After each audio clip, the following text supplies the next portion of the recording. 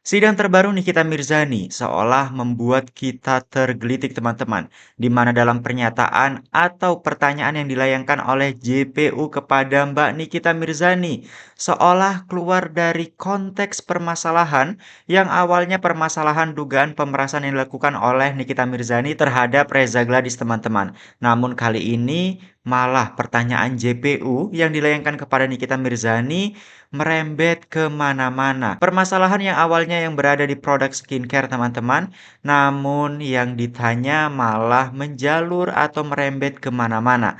Nah, ini dia momen saat Nikita Mirzani dicecar pertanyaan oleh jaksa penuntut umum dalam sidang terbarunya teman-teman. Mari kita saksikan video berikut.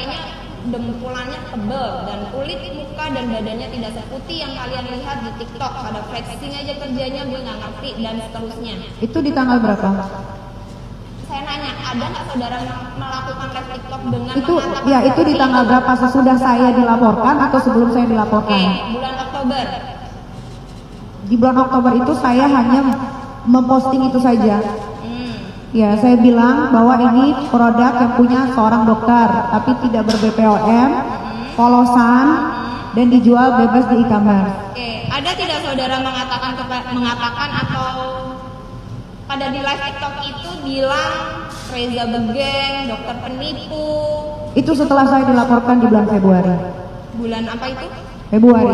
Februari tahun Saya dipanggil, saya tidak pernah tahu bahwasanya saya dilaporkan dari bulan November, Desember, Januari. Saya tahunya Januari itu dilaporkan. Saat itu ada polisi Polda Cyber gerebek kosannya Mail, cuman hanya mengambil handphonenya saja. Dari situ saya mulai cari tahu ada apa ini. Ternyata saya juga dilaporkan sama Reza Gladys.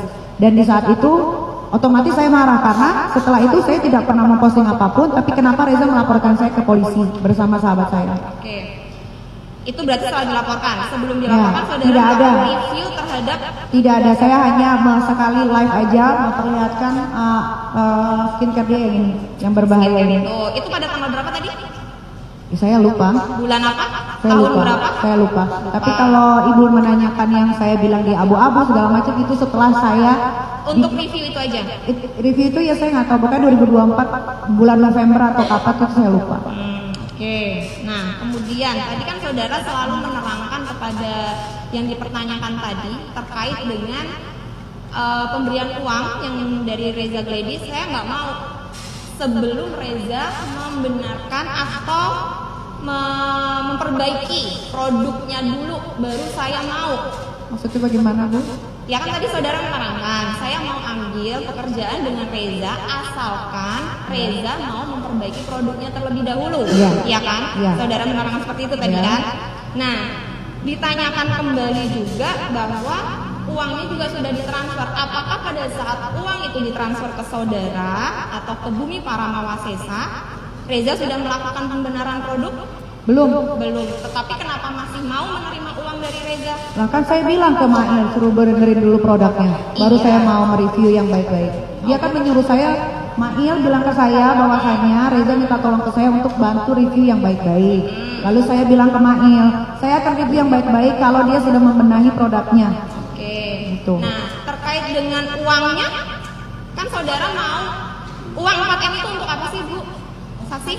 Uang 4M itu tujuannya, si Reza memberikan uang 4M itu tujuannya untuk apa? Ya untuk kerjasama endorse. Kerjasama endorse. Iya. Dan itu adalah endorse termurah saya untuk 1 tahun. Iya, saya nggak nanya terkait itu murah atau mahal, saya nggak nanya. Ya, makanya Iya, saya jelasin. terkait apa? Ya terkait endorse. Iya, yang di endorse mau apa? Ya skincare-nya dia ini kalau kita buka sosial media ini kan bukan saya yang menghujat. Rakyat Indonesia banyak menghujat dia. Ada juga influencer, ada juga dokter-dokter yang mereview produknya. Kalau saya tidak pernah mereview produknya, saya hanya memperlihatkan satu produk dia yang itu saja. Saudara.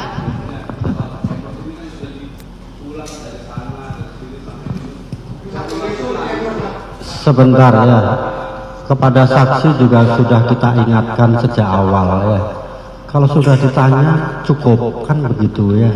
Iya yang mulia. Kepada semuanya juga kalau sudah ditanya jangan ditanya lagi. Silakan dilanjutkan. Baik, terima kasih yang mulia. Nah, apakah uang 4M itu tadi termasuk dalam pekerjaan yang sebelum produk itu harus dibenarkan dulu. Saya sudah jawab tadi sebelumnya sama ibu yang ini, tadi udah dijawab. Jadi saksi juga harus tegas ya. Kalau memang sudah dijawab ya cukup kan begitu. Dilanjutkan.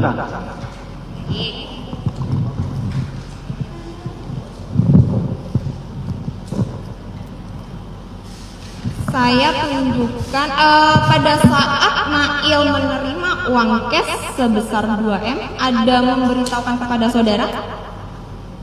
Dia tidak memberitahukan, cuman dia bilang katanya disuruh si Reza pergi kemana gitu.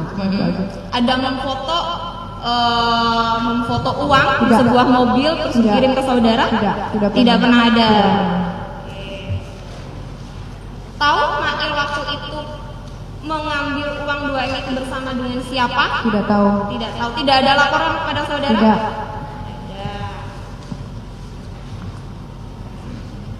Nah itu guys ya, beri tanggapan kalian ya. Bagaimana tanggapan kalian setelah melihat cara dari jaksa ini mencecar Nikita Mirzani teman-teman ya. Kesannya memang seperti mencari-cari kesalahan dari Nikita Mirzani. Seolah membuat Nikita Mirzani ini blunder atas pertanyaan yang dicecar oleh jaksa penuntut umum teman-teman. Sehingga pertanyaan-pertanyaan yang sudah ditanyakan terus-menerus diulang-ulang sampai diperingatkan oleh hakim sendiri teman-teman ya. Bagaimana tanggapan kalian setelah mendengar pernyataan atau cecaran yang dilayangkan oleh jaksa penuntut umum kepada Nikita Mirzani?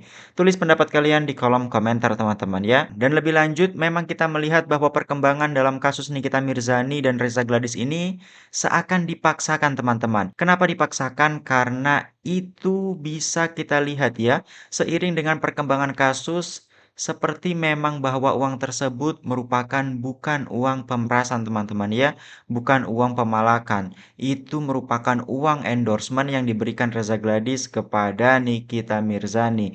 Terus kenapa dilaporkan? Harusnya yang diusut adalah produk-produk skincare yang tidak ber-BPOM dan berbahaya teman-teman. Seperti pernyataan yang dilayangkan oleh salah satu warganet ini teman-teman. Mari kita saksikan video berikut.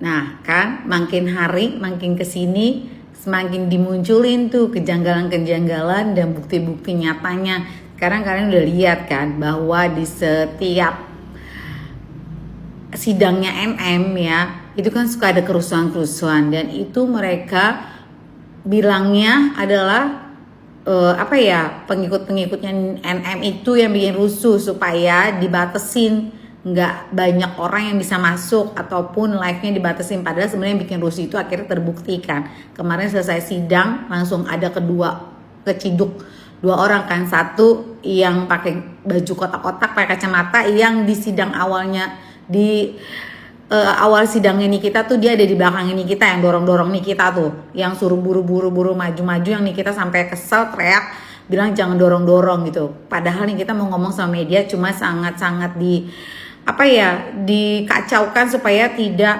ngomong ke media, dibatesin gitu loh. Nah, walaupun terdakwa sekalipun dia masih berhak untuk berbicara kepada media gitu ya.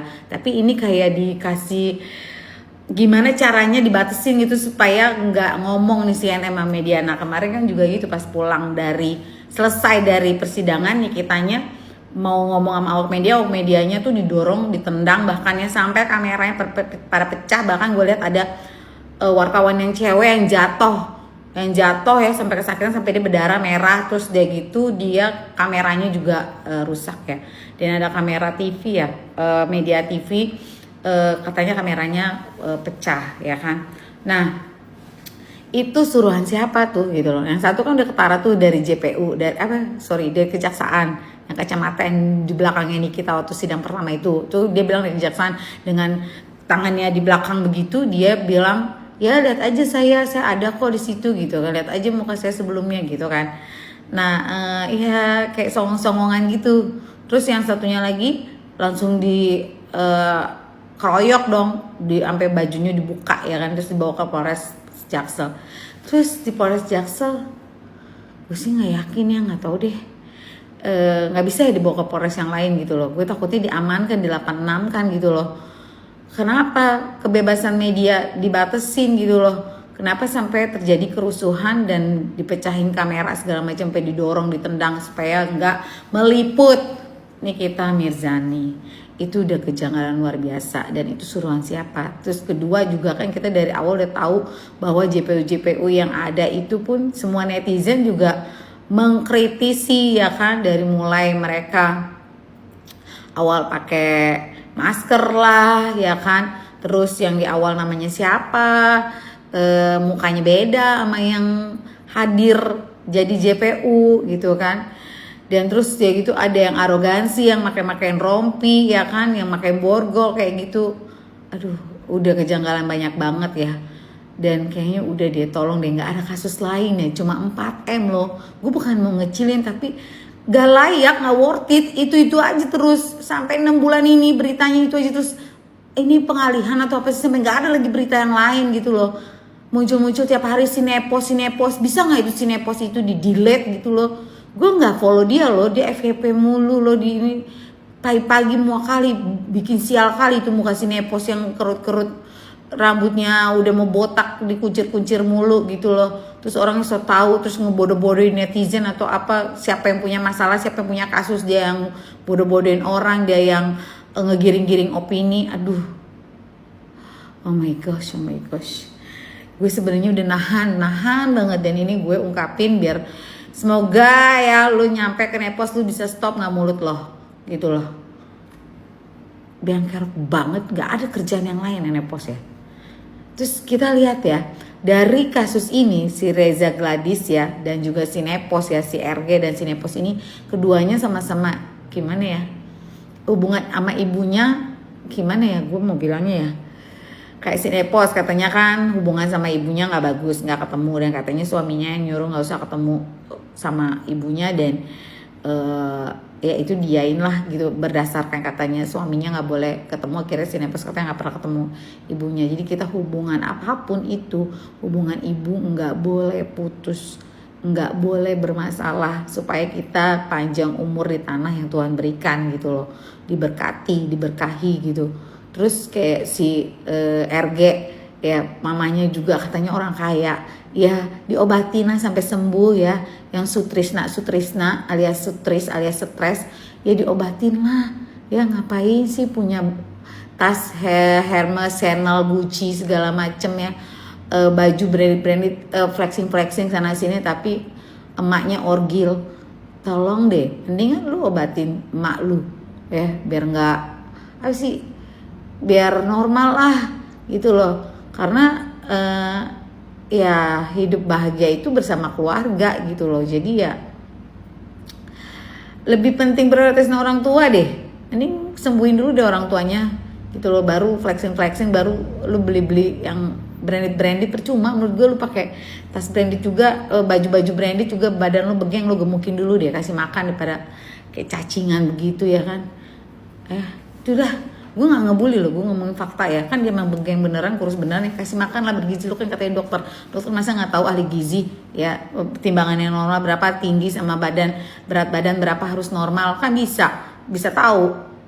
Tinggi badan dikurang 100 atau 110 sama dengan berat badan. Kalau kurang ya tambahlah nutrisi gizinya, pakai ahli gizi lah ya. Katanya gak mau dibilang begeng, gak mau dibilang kurus ya, digemukin lah biar gak kayak orang cacingan begitu, kayak orang susah ya kan. Tuh deh omongan gue hari ini buat dulu pada. Terus buat Pak Hakim dan Pak Jaksa ya, Pak Hakim dan Pak Jaksa, gue mohon please ya, bertobat ya, tolong berikan keadilan ya, keadilan bagi seluruh umat manusia bagi seluruh bangsa Indonesia, seluruh masyarakat Indonesia ya. Udah deh, sini kita Mirzani dibebasin, udah selesai perkara ya. Nggak ada itu pemerasan, nggak ada itu fake kesepakatan, itu penyuapan sebenarnya. Karena si RG itu datang kucuk-kucuk, nggak ada yang namanya meres. Itu harusnya yang meres yang datang, yang nelpon, yang neror, yang maksa-maksa, yang mau nyuap apa, bukan dia meres yang mau ngasih duit, minta duit. Ini kan enggak, yang kucuk-kucuk maksa, nelpon mau ketemu segala macam, kan udah RG gitu loh. Itu yang namanya dia udah ngejebak ngejebak karena udah di videoin, makanya dia nggak mention, dia nggak sebutin angka nominalnya berapa, biar si Mail yang nyebutin. Itu namanya udah ngejebak karena sudah direkam semuanya ya. Aduh, nggak perlu pakai sarjana hukum, harusnya sih ini nih semua empok netizen ya, empok lela semua ya udah pada tahu nih sebenarnya kayak begini. Jadi nggak ada pemerasan, toh dibilang kesepakatan kok. Kalau pemerasan tuh nggak ada negosiasi ya, dari 5M ke 4M. Terus miskin banget sih, Miss Queen. Katanya tajir, 5M aja pakai dinego-nego. Hah? Katanya 1,5 detik udah sold out, ya kan? Kenapa 5M pakai dinego-nego sampai 2 kali bayar cicil-cicil? Emangnya KPR cicil-cicil? Emang beli tas cicil-cicil? Hah? Terus dia gitu udah 4M, terus dia bilang katanya kan nanti setahun lagi ingetin ya Mail. Nah itu aja udah tahu buat diperpanjang untuk diingetin gitu loh. Kan emang bener buat yang baik-baik lah disuruh perbaikin baru di review. Nah ini belum di review dia udah laporin ke Polesong ya kan. Jadi gimana mau nge-review lagi, makanya ditelepon, kok lu malah ngaduin gitu, tapi nggak diangkat-angkat, emang sengaja, emang udah jebakannya udah masuk, jebakan Batman-nya, makanya langsung dilaporin. Dan dalam tempo singkat-singkatnya nggak nyampe sebulan lah ya, katakan let's say 1 bulan, langsung lah dipanggil itu si Mail dan Nikita Mirzani. Jadi kayaknya segitu cepat banget. Berapa sih gara-gara 4M lu buang 100M itu namanya tolol sih, bego. Katanya mau hidup tenang, gimana mau hidup tenang? Lu nggak bakalan, lu seumur hidup ya, si RG Begeng abu-abu silver ya, lu bakalan nggak tenang hidup lo gara-gara lu lawan netizen se-Indonesia. Semua netizen juga punya insting, punya naluri, punya feeling, punya intuisi dan punya ilmu.